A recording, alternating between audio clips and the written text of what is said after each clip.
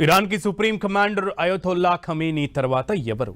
అసలు సమకాలీన ప్రపంచంలో ఏ నేతకి లేని రికార్డ్ ఖమేనీకి ఉంది. దాదాపు 37 ఏళ్లు ఈ దేశానికి ఆయన ఓ దిక్సూచిలా మారాడు. తనదైన ముద్ర వేశాడు. తప్పో ఒప్పో తన విధానంతో ఇరాన్కి బలమైన ఇమేజ్ని సాధించి పెట్టాడు. అమెరికా ఇజ్రాయెల్ సేనల దాడిలో చనిపోయిన ఆధునిక ఇరాన్ రూపకల్పనలో ఖమేనీ పాత్ర ఇప్పట్లో చెరిగిపోదంటే అతిశయోక్తి కాదు. ఇరాన్లో ముగిసిన అయతొల్లా ఖమేనీ యుగం. కాంటెంపరరీ పాలిటిక్స్ లో లాంగెస్ట్ లీడర్ ఖతం. 1989 నుంచి చనిపోయే వరకు Iran top supreme leader. Iran పై 37 ఏళ్లు ఖమేనీ ముద్ర. ముజ్తబా ఖమేనీ ఇరాన్ని ఎటువైపు నడిపిస్తాడు? ఇరాన్లో విప్లవానికి ముందు నుంచి ఆధునిక ఇరాన్ వరకు ఆ దేశంపై తనదైన ముద్ర వేసిన అయతొల్లా ఖమేనీ మృతితో ఇప్పుడు ఇరాన్ని ఎవరు లీడ్ చేస్తారనే చర్చ ప్రారంభమైంది. అసలు ఖమేనీ తరువాత ఇరాన్ని లీడ్ చేయడానికి ముందే ఆయన రెండో కుమారుడు ముజ్తబా ఖమేనీని ఎంపిక చేశారంటారు. సీనియర్ ఖమేనీ చనిపోవడంతో అధికారికంగా ముజ్తబా ఖమేనీని ఆయన వారసుడిగా ప్రకటించారు. ప్రభుత్వంలో ఎలాంటి పదవి లేకపోయినా ఇరాన్ టాప్ లీడర్ పోస్టుకే ఎక్కువ అధికారాలు ఉన్నాయి. ఎవరొచ్చినా ఖమేనీకి పట్టిన గతే అంటూ ట్రంప్ హూంకరించినా సరే ఇరాన్ పై అయతొల్లా ఖమేనీ ముద్ర ఎవరూ చెరపలేరు. 1939లో ముషాద్ సిటీలో పుట్టిన ఖమేనీ ఇరాన్ రాజకీయాలు ఒడిదుడుకుల్లో ఉన్న సమయంలో రుహుల్లాహ్ ఖొమైనీకి రైట్ హ్యాండ్ గా వ్యవహరించారు. 1979 నాటి ఇస్లామిక్ రెవల్యూషన్ కి ఈ నాయకత్వమే లీడ్ చేసింది. అప్పట్లో షా మొహమ్మద్ రెజా పహ్లావి అధ్యక్షుడిగా ఉండగా అనేక సార్లు ఖొమైనీ జైలు పాలు కావాల్సి వచ్చింది. అయితే ఇస్లామిక్ రెవల్యూషన్ కాస్త రిపబ్లిక్ గా మారిన తరువాత ఓ కొత్త రాజకీయ శక్తిగా చాలా వేగంగా ఎదిగారు.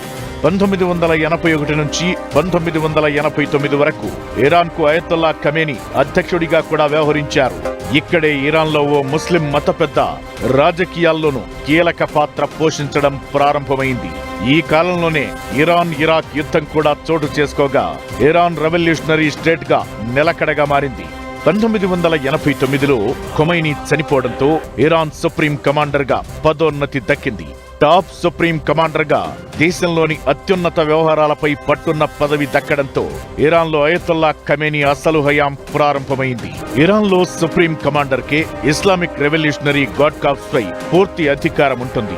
అలానే న్యాయ వ్యవస్థ, దేశ సమాచార ప్రసార సంస్థలపై నియంత్రణ, న్యూక్లియర్, ఫారిన్ పాలసీలపై కూడా పూర్తి అధికారం సుప్రీం కమాండర్ కే ఉంటుంది.